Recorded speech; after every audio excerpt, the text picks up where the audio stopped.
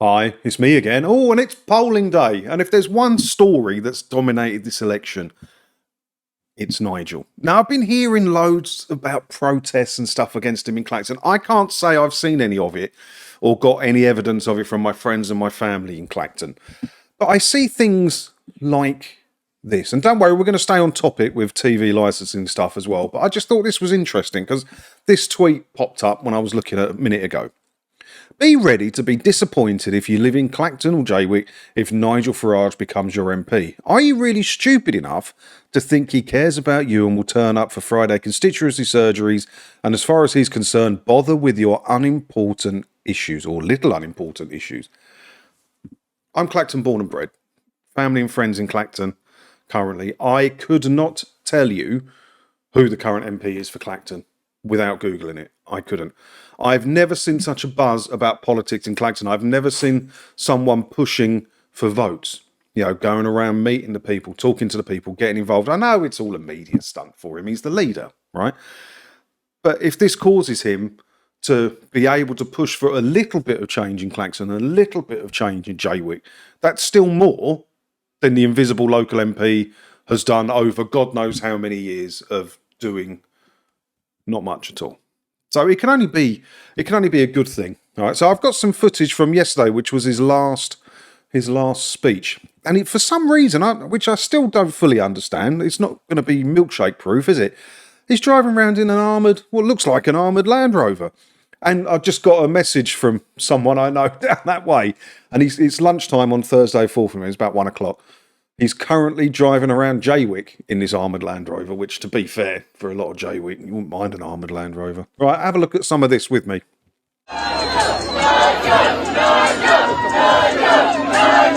Good evening, Clacton! We've had smear campaign after smear campaign, but the real enemy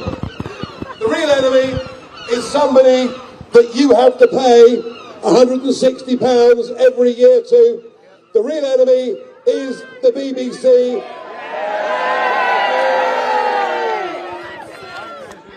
And my first promise to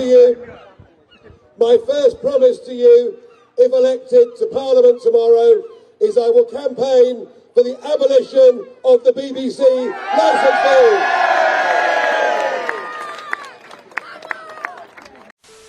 So whilst I don't really get involved in politics or care too much about politics, how can I not like that? It's what I've been fighting for. All right, for someone who wants to campaign to abolish the licence fee, he should know how much it costs, and he didn't. But he can't know everything. He's got a lot on his mind at the minute, hasn't he? But, the BBC did stitch him up, and he's got it in for Ofcom as well. I mean, I don't know how much he'll be able to do with regards to the licence fee, because I've talked about it in another video. I'll put a link up. Is it that way or that way? I don't know. It goes up there somewhere, doesn't it? I'll put one of them bar things out. And the charter doesn't expire until 2027. So he's not going to get anything done on this one, mostly because, Labour's tipped to win unless there's some crazy thing happen.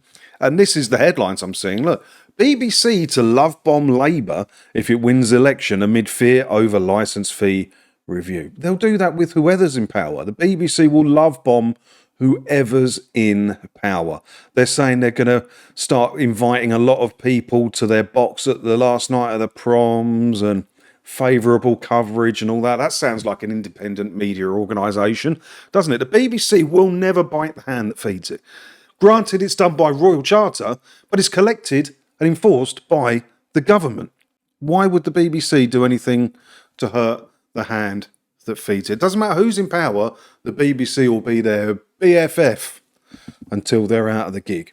And it's been pushing back against Nigel. And I don't know, it's just changing it. But this was an interesting one. You see this didn't go on Twitter until 7:04. I guess it was on the 6 o'clock news on Channel 4, which was nicely timed so that Nigel couldn't talk about it in his speech yesterday. Look.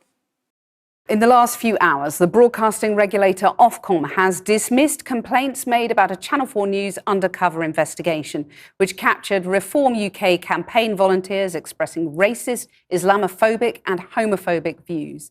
Last week, we broadcast a report based on an undercover investigation inside the Nigel Farage campaign for Parliament in Clacton in Essex. In the report, we showed one of the party's canvassers, Andrew Parker, telling voters that army recruits should shoot migrants arriving in Dover and using a highly offensive racial slur against the Prime Minister, Rishi Sunak. The language in the report prompted widespread condemnation from across the political spectrum, including from the Prime Minister, who repeated the offensive term to express his anger. There have been some claims that we or the production company we worked with had met or known Mr. Parker before we encountered him at Reform's campaign headquarters in Clacton. We categorically refute these. We also categorically refute the claim that Mr. Parker was paid to say or do anything. Refute it all you want, but it's a bit sus how it's been proven now that that gentleman has previously done some work for Channel 4, and he just so happens to be there being overly controversial on the day that Channel 4 happened to be filming in the office. It's a bit sus. Now, granted, they may very well not have had anything to do with it, but this guy was proven to be a shill. It was fake. Now, whether he was just doing it because he was paid to do it or just for clout, looking for his 15 minutes, I mean, it's these kind of stunts that are making people famous at the minute, isn't it? That's how girls sell their OnlyFans thing. They do all these stunts. So maybe that's what he was trying to do. Be overly controversial, get in the news, get his name out there, and maybe he'll make something of it. Or maybe he was paid by Channel 4. We don't know. But Ofcom, it says here, look. Tonight, Ofcom has released a statement saying we received over 270 complaints about Channel 4 News' undercover Inside Reform's campaign. Given the election period, we have urgently assessed them against the due accuracy, due impartiality and offence rules under the Broadcasting Code. For all of these complaints, we have concluded that they do not raise substantive issues warranting further investigation. Well, it doesn't warrant further investigation because the investigation has been done by Reform UK, who did the investigation to find out that he was a shill and he was a fake and he previously worked for Channel 4. So if they can do that investigation, why the fucking hell can't Ofcom do the investigation? So Ofcom are going to get it in the neck from Nigel as well as the BBC. If I tell you what, it's unlikely. I mean, there's a small, tiny outside chance he could get into power. This would be a ridiculous bet. I don't think I might put a quid on it because you'd make a good return, wouldn't you? But if, let's say, he could be leader of the opposition, PMQs would be interesting for a start, wouldn't it? And he really could grow this party to be something to get in on the next general. And then the BBC and Ofcom and Channel 4, yeah, they would be worried about that. So if let's say he became leader of the opposition, he is not going to get any favourable press or media coverage from anywhere. From anywhere, is he? The problem we've had is getting some of the messages out through GB News, ITV, and I can't even talk about the BBC. Well, we do. We cover all the views of the main parties. You have given us a tiny amount of coverage as a channel because Ofcom have laid down the rules that the key determining factor in how much you can cover are the last two general elections. I've never seen this ruling before this year, and I feel that all of you, as a group of broadcasters, are being really hemmed in by Ofcom into not being able to cover what's really going on. So much out there beyond just a narrow linear broadcasting. I'm not sure this is where we need to be. This is your sell.